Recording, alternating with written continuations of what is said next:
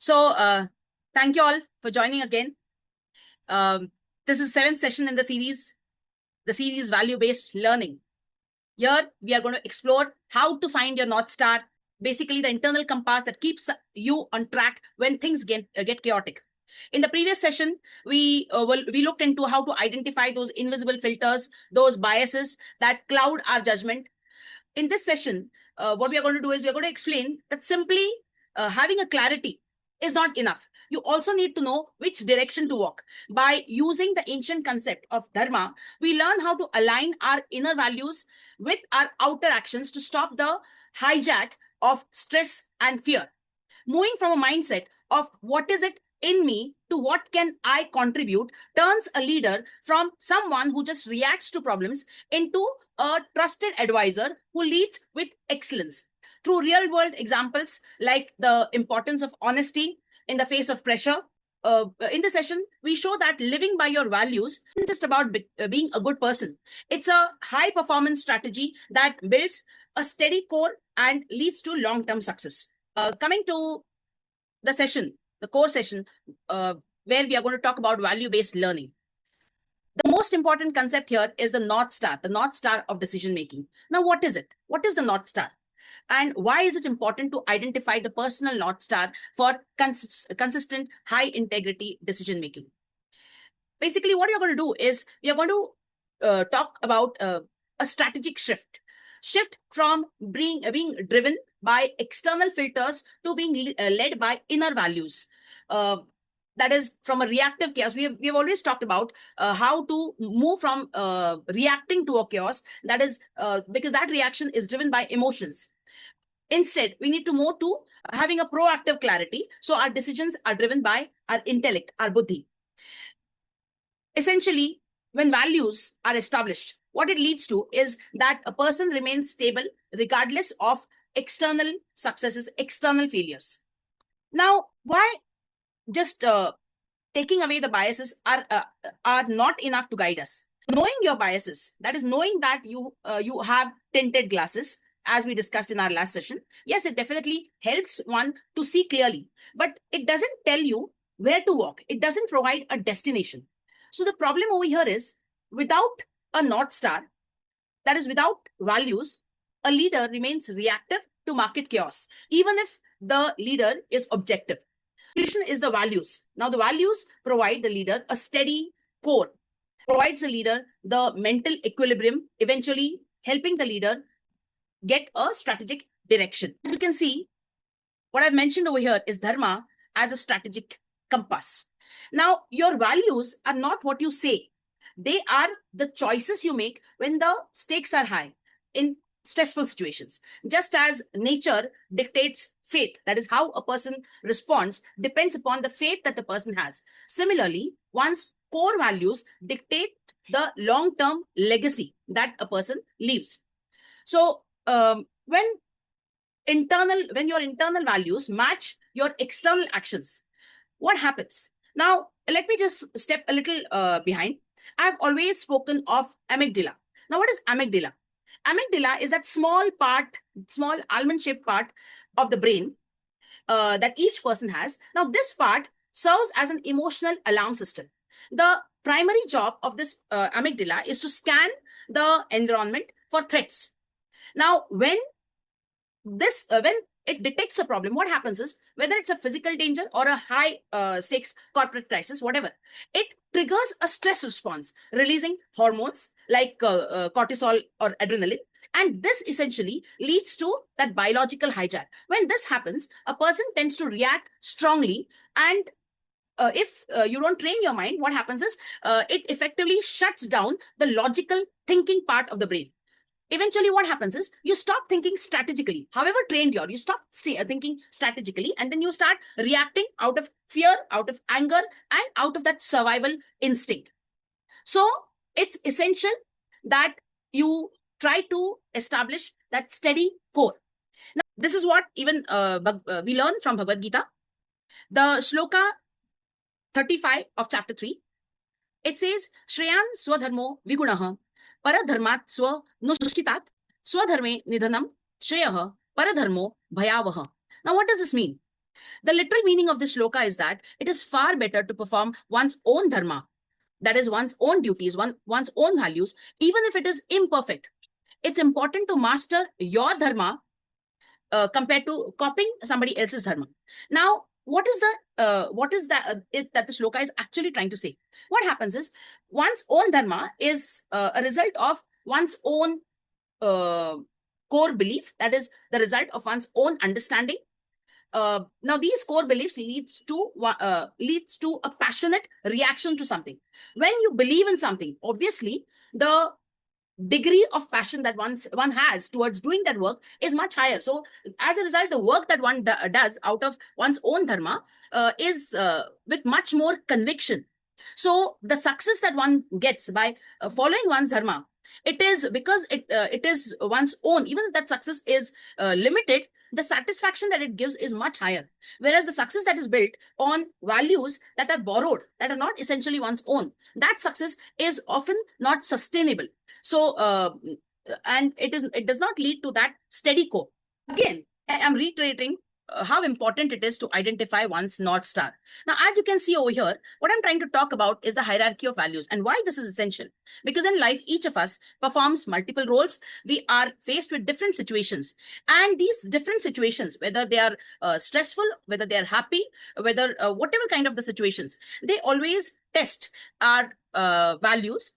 And each of us will have different values. Some values are very core, they are essential, or they are foundational values. Then there are some values which are strategic, which help a person in moving on one's path of growth. And the other values are relational, that is, they are related to the environment in which a person is right now existing.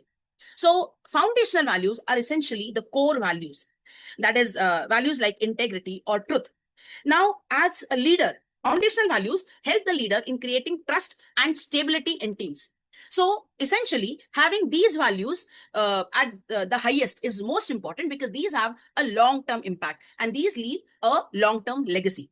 Next is the strategic values. As I said, these are the values which help in driving the growth of the person. They may be related to innovation. They may be related to speed with which a person moves on the path that he or she decides. So these values determine the direction in which one moves, the direction of the ship, the direction in which the team moves.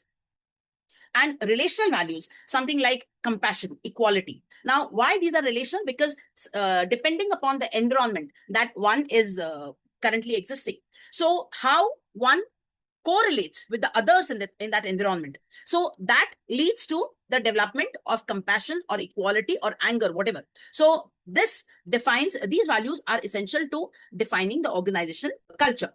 When we talk about value based versus transactional leading, now what am I talking about over here? You know, in particularly in India, we refer to this as a chalta hai mindset. In English, it's something like not wanting to disturb the status quo.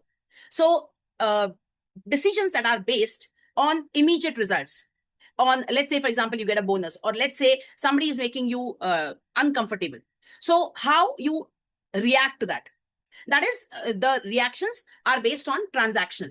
Whereas if your reactions are based on your values, then the decision that one takes are based on long-term contribution. And over here, the person ends up, the actions taken by a person are more of skillful actions. So as a result, what happens is the shift, this leads to a shift of a person in what do I get rather than from what do I get to what do I contribute. Like, for example, I'll give a small example over here. Let's now, in today's world where mobile is something that is very, very distracting. Now, a busy parent, quite often, initially, because there are so many wonderful things on the mobile, that just to take care of some work, the parent ends up giving the mobile to the child, even if it is for short term.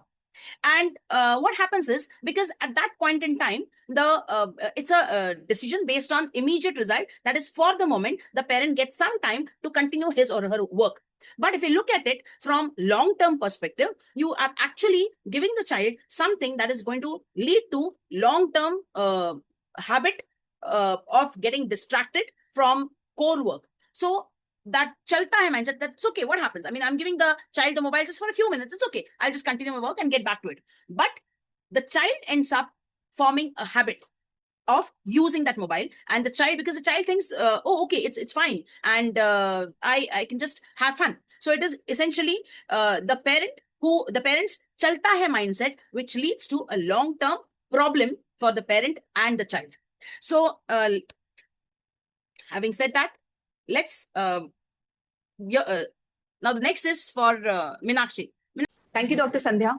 So, taking the reference from Bhagavad Gita to use yoga as excellence, I've chosen 50th slok from chapter 2, which has a keyword yoga karmasu kaushalam. As I read it, buddhi yukto jahati ha ubhe sukrita dishkrite tasmadogaya yujasva yoga karmasu kaushalam. So, what's the literal meaning of this shloka? A person established in wisdom rises both above good and bad results. Therefore, he advises us, Krishna advises us to engage in yoga, for yoga is excellence in action. So, if we do the deep interpretation of this sloka, we find that the new definition of uh, yoga is success, excellence, performance with inner balance. There is a keyword buddhi yukta. Buddhi yukta. It is connected to wisdom, guided by higher understanding and emotionally balanced. He says most people act from ego, fear, insecurity, validation seeking, and emotional impulse. But the person who is buddhi yukta person, he acts from clarity, awareness, stability, and values. Ubhe sukrita dushkrite, rising above both success and failure. Krishna advises us, do not become psychologically trapped by outcomes, because both success can create ego and failure can create guilt or collapse. Your inner state should not depend entirely on the results. Then comes the keyword yoga karmasu kaushalam.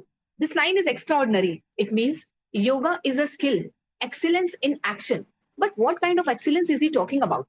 Not merely the technical excellence, the excellence to do audit, to do calculations, to just be very quick and crisp in our writing skills, or drafting a balance sheet, or finalizing the annual report. But he's talking about the inner excellence. The real challenge, according to Gita, is to have calm mind during pressure, ethical action during temptation, clarity during confusion, and balance during success or failure.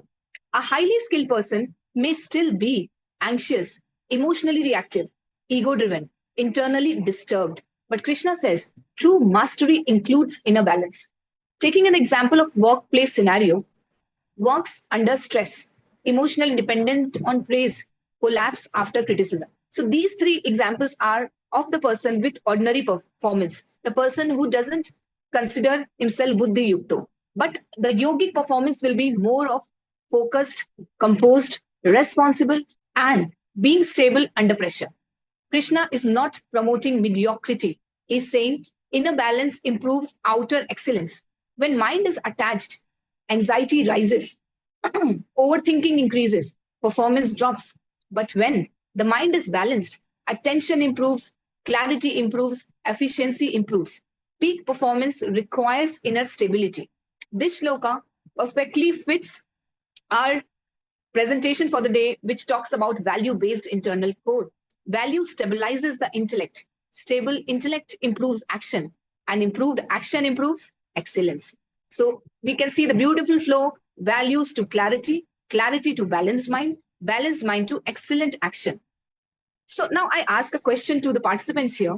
When pressure increases, does your performance become more conscious or more reactive? Obviously, in many cases, we would reply as though our performance becomes more reactive. We tend not to get conscious, but we just do it in a haphazard way. But with an organized mind, with having that buddha yukto within us, then we'll be able to yoga karya kaushala. Excellence is calm efficiency under pressure. A disturbed mind cannot produce its highest quality work. Yoga is not escaping action, it's purifying action. True skill is not only what you do, but how you remain. I mean, what is your internal state when you're doing it?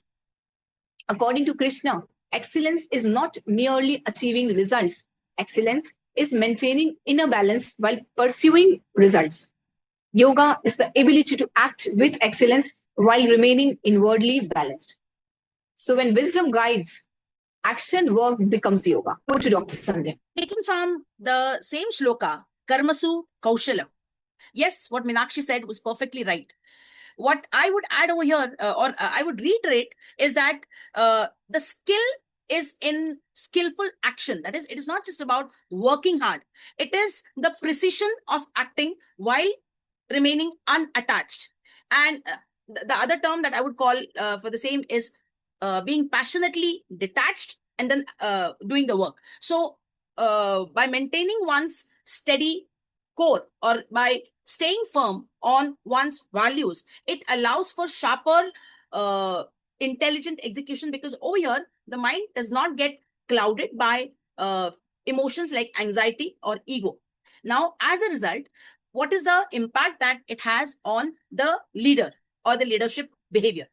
If we refer to the transactional effect, over here, the leader focuses only on, if we a leader who focuses only on the transactional results, such a leader would only focus on good results. Let's say of ensuring that the bonuses are given to the team and whatever. Okay, but by applying Karmasu Kaushalam, it eventually leads to the person leading with skillful action. That is, the leader stops being just a content actor who's reacting to the market's or the external environment's moods or whims. Instead, such a person becomes a trusted advisor whose excellence is consistent and sustainable. Talking about Viveka of values, Viveka is essentially intelligence. Now, if we look at it from over here, there is something called as, a term commonly used is a sacred cow. In terms of leadership or behavioral strategy, what is this? It is an idea or a process or a tradition that is considered to be not affected by criticism or change. That is a mindset of people that this is the way it is always done. So it doesn't matter what are your core values, but it is just a state of understanding of people that this is how it does. And what happens is, when such an occasion comes where there's a mindset that this is how it does and it conflicts with our core values, there's a mental tension which develops, because of which our actions and our beliefs go out of sync. And what happens, how to handle is what we are talking about in this slide. That is the red teaming, where your values are challenged. So it's important to understand that, are your values just fantasy or are they history? That means, are you going to forget it? Okay. Now, when we talk about pre-mortem, that is, before you give up your values, it's important to understand what would be the outcome of giving up on those values. What would be the outcome of giving up whatever you believe in? How would it have its effect on you? How would it have its effect on others? Knowing the outcome would very often prevent one in reacting by default. That way, one is able to resolve the conflict before, because we are talking about pre-mortem. That is, we are anticipating that if such a situation happens where my values will be contradicted just because people are used to a way of things. So when I'm proactively preparing, it helps me in identifying what would be the impact of me giving up on values. And that way, I would be better prepared to resolve the conflict and prevent the hit on my core principles. Here, we would have a small activity which would help you understand the algorithm, how people do versus the internal chaos, internal compass. Guys, did you see the email? The fintech brand just doubled the offer. If we say yes today, we hit our entire year's target in one video. One video, guys, we could finally move into bigger studio. I saw the offers, Sanjog, but I also tried the app. It is a mess. The fees are hidden and the customer support is non existent. It is basically a trap for our viewers. So look, no product is perfect. Everyone's promoting something similar. In 2 weeks, people will forget the bugs. But that money, it pays for the team bonuses. It keeps our light on. If we don't take it, someone else will, and the algorithm will just push their video instead of ours.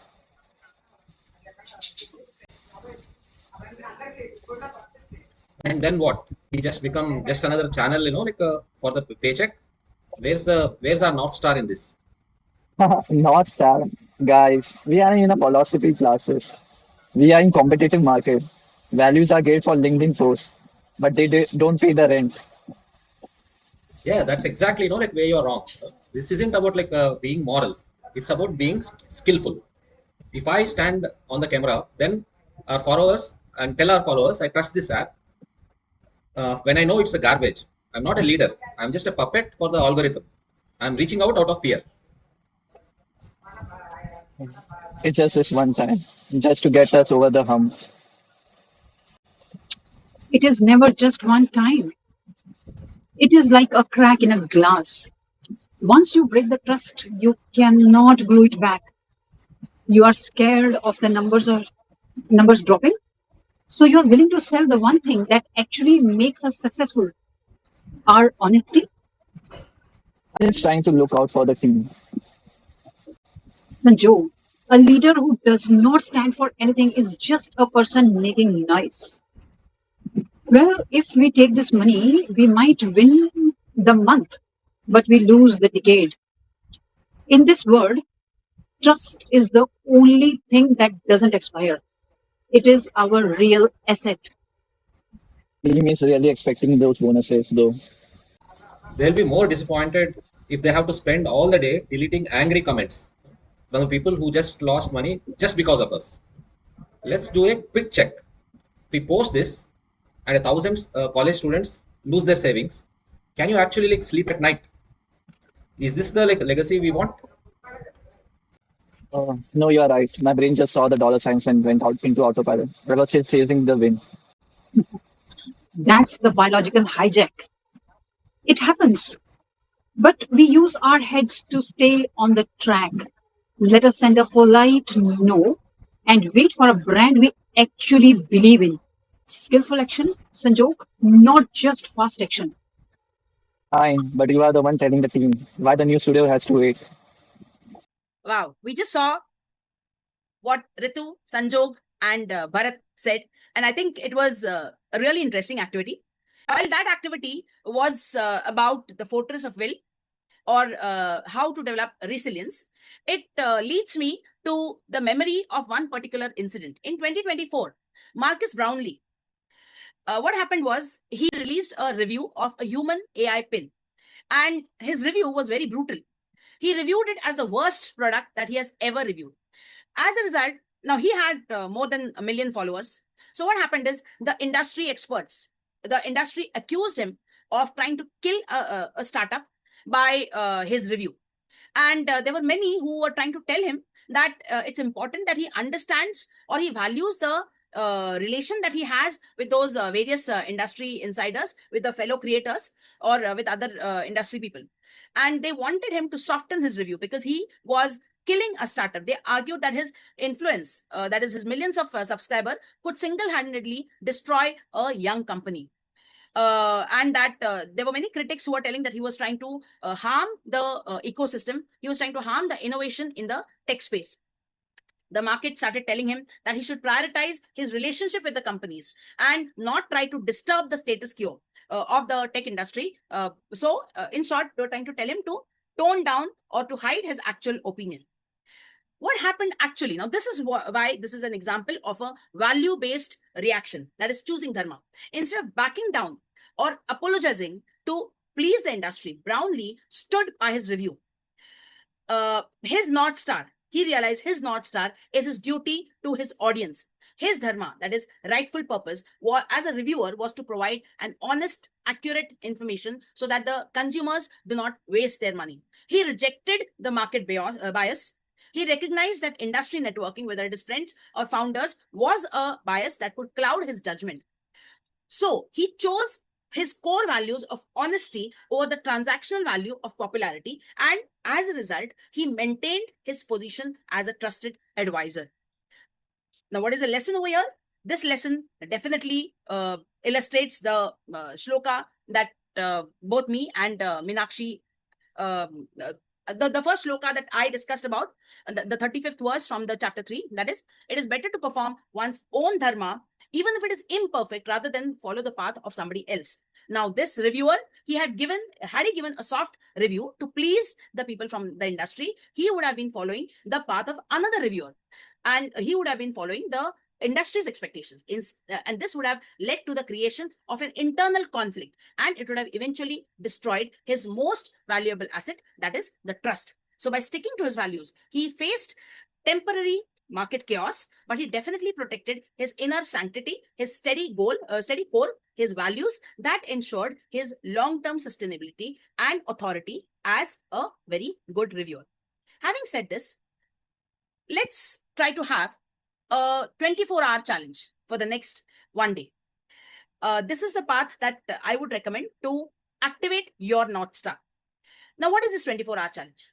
Step 1, define or list your top 3 non-negotiable values. You decide whether it is integrity, whatever. Decide your top 3 non-negotiable values. That is, come what may, these values I have to abide. Of course, audit them. That is, review your last major decision. Was it based on these values, or was it a reactive impulse? Precisely one of the questions that Meenakshi had asked during her explanation of the verse. Third is the step where you commit. That is, you identify one upcoming high stakes meeting, whatever. It could be meeting with your senior, it could be a personal meeting, whatever. And in that meeting, you choose to lead the meeting with your North Star value. That is, with your most important value, even if it feels uncomfortable. Finally, a leader without values is like a lighthouse with no light. That is, they exist, but they cannot guide. Imagine a lighthouse with no light. The purpose of the lighthouse is to guide all those ships, all those people in the dark. And if the lighthouse has no light, its basic role is challenged. It would no longer be effective. So, self-mastery isn't the absence of bias. It is the awareness of the bias and being guided by a higher value. So, having knowledge of that higher value is important, and it is only you who can decide your higher values. Nobody else can decide the higher value for you. Lighthouse, a leader who's not able to differentiate, that is, a leader without viveka, is, as I said, a lighthouse. So without the light. So when the storm, that is, when the market chaos, or when there is a chaos in the external environment, when is the lighthouse most important, most significant? It is when there is storm, that the light of the lighthouse will help people will help ships being guided in the storm. So in that storm, having the clarity in what is the value that is most important to me, and reacting, keeping those values on top. That is how the leader should be. So in the next session, we will be talking about the paradox of certainty. That is where we would try to embrace the ambiguity while maintaining a clear direction. Having said this, the stage is open to questions. Okay. Yes, Pallavi. Pallavi. Thank you for the opening session. I really enjoyed it. My question to you is, some things do value conflict with each other. Say, for example, honesty versus kindness, or loyalty versus truth. Then how should leader decide in it? What's it? Come again, loyalty versus? Truth. Or honesty versus kindness. Yes. Very nice. Very nice. Now, let's take the case of a mother and a child. Okay. Now, obviously, mother is the epitome of kindness. Child is somebody who is very, very dear to her. So it comes naturally to a mother to be kind, right? But, wait, am I recording? Yes. It comes naturally for a mother to be kind.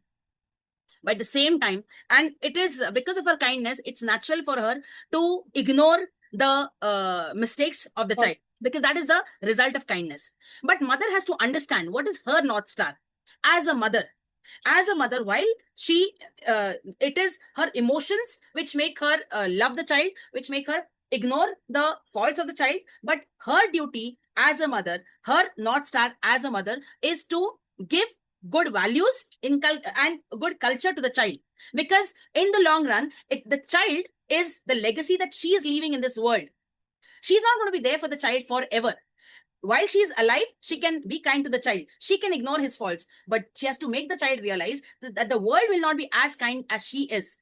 So she has to essentially, mother is, I would say, a representation of God for the child in this world. So when she is no longer there, who will protect the child? It is the values that she has inculcated. And to inculcate those values, she has to ensure that she is honest in her behavior with the child, even if it is hurting the child at that point in time. So that is why even Chanakya Niti says that up to the age of 5, love the child like anything. But between the age of 5 and 15, where the child is developing, it's important to be a strict disciplinarian so that you inculcate the right values, the right culture. After the age of 15, be the friend to the child, because by that time, the child has already got the direction. By that time, the child has developed an understanding. So then the child will understand your viewpoint. The second question, Loyalty versus truth. loyalty versus truth. Yes. Now, yes, when you love somebody, you're loyal to that person, right? But truth is, you love that person and that person loves you. Who else can tell the person the truth other than as much as the person who really loves him or her? Because there'll be many people who will try to show their loyalty, but the person who's truly loyal will show you your image. I would say that the mirror is the most loyal friend that we have. The mirror tells us the truth. Anybody else may say whatever, but the mirror will never lie. I think there lies your answer, Pallavi. Correct. Right? Agreed. Debbie, your question. Beautifully answered, Dr. Sandhya. Yes, thank you. It was an impromptu. Yes, but that is the challenge that I have when I'm facing it with my son. Good afternoon. Good afternoon, Dr. Sandhya. Good afternoon, everyone. Beautiful explanation and something that I was arguing with my mom just right now. So, yes, that's true. The values is what will stay with the child and protect the child in this big bad world after the mother has gone away. So, and the other thing is that it also reflects on the mother. The mother, like immediately, oh, your mother has not taught you this. Seems Exactly. like, however big we are, however adult we are, automatically it reflects on the mother. It's a natural human tendency. So it is the moral responsibility of the mother to do this. So yeah, that gave me a lot of insight. I was referring to this statement that leaders without values are a lighthouse without light. I think that's what you mentioned, right, in the Yes. group. Yes. And they can only lead or something, but they cannot guide. Yes. But in today's times, where can you just throw some light upon this statement? See, when is the lighthouse most needed? I would ask you a reverse At night. question. Huh? At night, right? At a time when there is storm. Correct. That time, it is that lighthouse which guides the people in that storm. Right? Yes. And in that storm, if that lighthouse loses its light. So when we are referring to light, is the core values that a person has. The light of the lighthouse is the core values that a person has. If a leader loses one's core values, let us go back to the example of the mother and the child. Got it? A mother who loses or who is not clear about her core values. Let's say, for example, many parents make this mistake. When they are busy, many moms make this mistake. They're busy, so they need some time to focus on their work. To get that some time, okay, what they do is they hand the mobile to the child. Correct. Yeah. So that the child gets busy and the mother can do her work. She thinks it's just for some time, but she doesn't realize that mobile, whoever is using the mobile, the dopamine gets released in the brain, and that dopamine leads to the happy reaction. So it is the mother who's actually giving the drug to the child, the mother who's loving, because she forgot that her core value. Okay, when I spoke about the foundational values, strategic values, and then the transactional values, what is the core value? Core value is the foundational value. The mother is laying the foundation for the child, and the mother ends up telling the child indirectly that for me, my work is important. So right now, just take this drug and keep your mouth shut. Be happy. So eventually the child, and it is very difficult for the child to come out of it because that dopamine, I mean, adults find it difficult. How can the child resist it? Dopamine is a natural reaction of the brain. So, and the mother doesn't do once. Okay, once the child has managed it, so the mother ends up giving this every time. And then eventually the child gets accustomed to it. The mother thinks, okay, I'm giving the child good apps, I'm giving the child good stories. But instead, it would be more important, it would be more effective if the mother sits with the child and tells the story. That would be more effective because she is that way. The child is listening to her. It also helps in the mother and the child bonding. So giving some time for the child would lead to longer, would lead to a long-term legacy, would lead to a long-term bonding. That is what I was trying to say. A leader without understanding of core values is like a lighthouse without the light. That light is essentially required in storm, because the child cannot face that storm. So now, but I'm going a couple of steps further. Yes. So one step will be a business, wherein a business owner. So the storm is the kind of situations that arise in a business, where people are, underhand, under the table. Sort of money has been passed. So that's the point when it's very easy, to give up on your values. As much as it is important and necessary for a business owner to maintain his values and do business accordingly. But at times he's tempted to sort of, like, as we said, peer pressure. 80% of the public today is, are corrupt, right? And bureaucracy, that's how our bureaucracy works. So how does one do that? Because he knows the result is going to be negative for his business, that his business is going to suffer. Okay, maybe I'll stop you over here. Comes with a fight.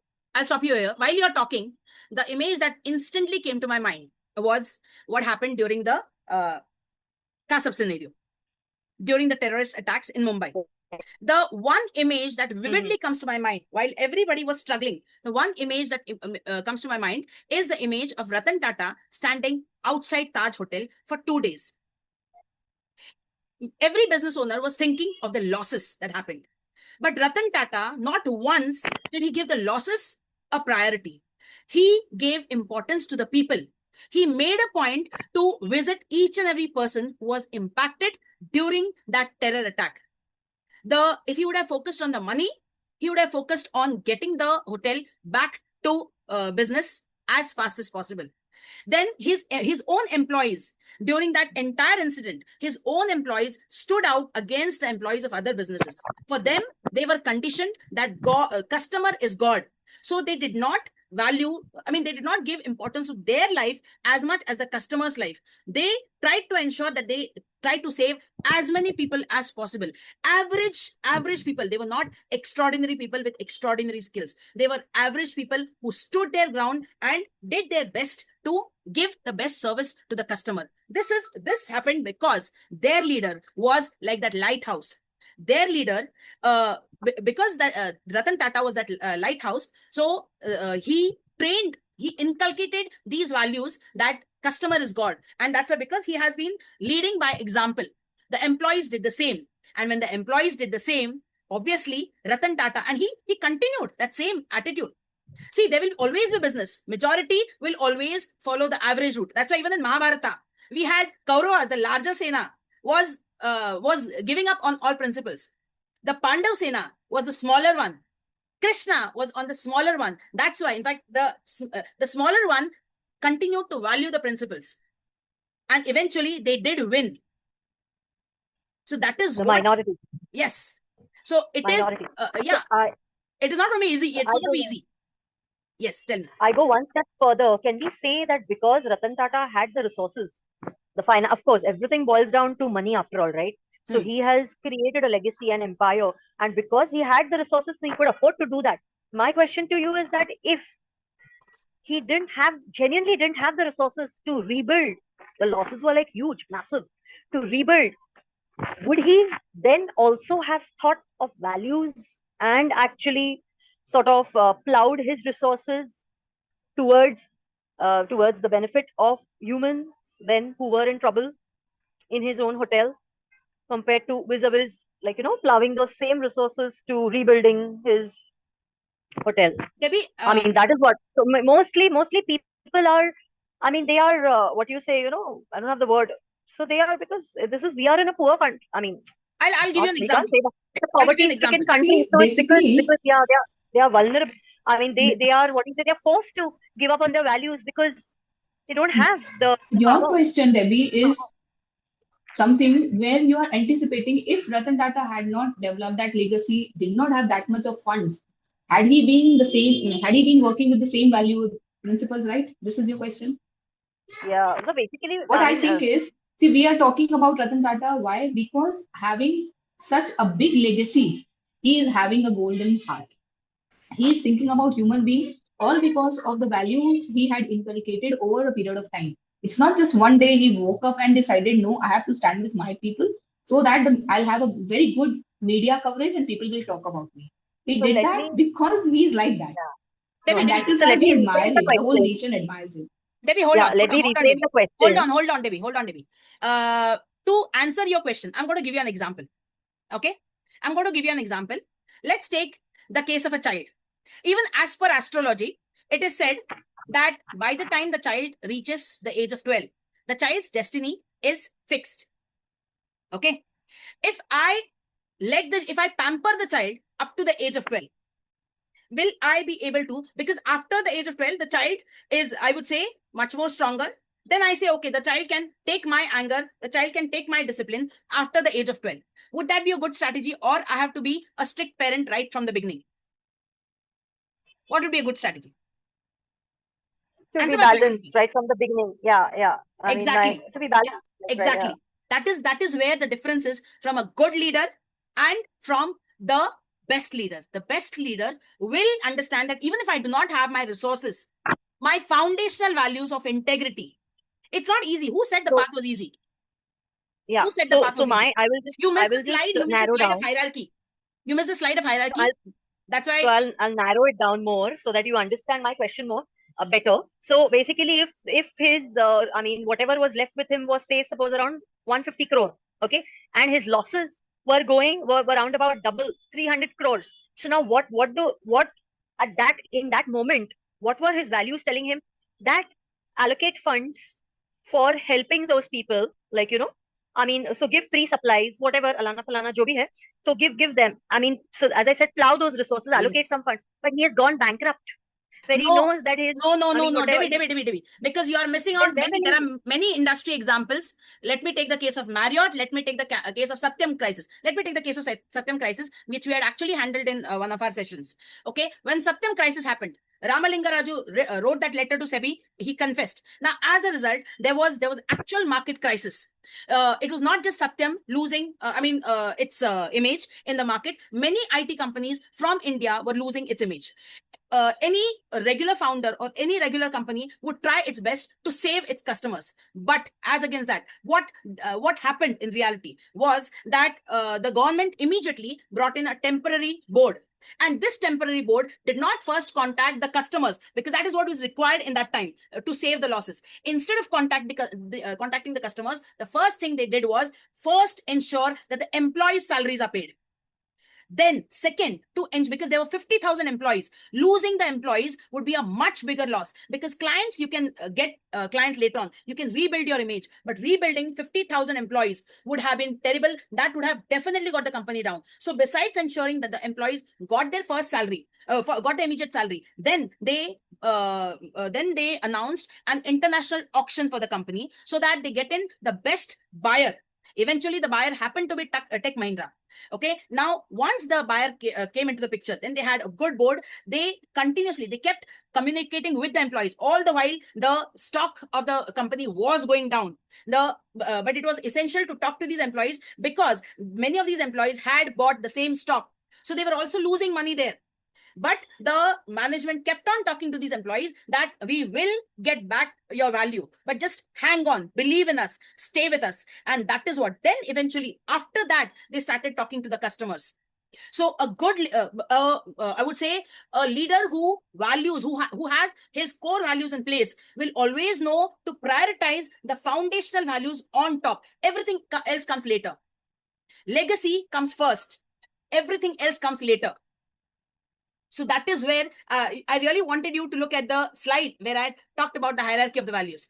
Knowing the hierarchy of Okay. the values will automatically answer your question. Okay. So basically, true leader, we can conclude by One saying that thing I true would like to leader. add over here, one thing Yeah, I would like please. to add here, like every time we are taking scriptures as a reference, and it is said even in our CA Institute, if a chartered accountant abides to unethical practices, then CA Institute also takes Yes.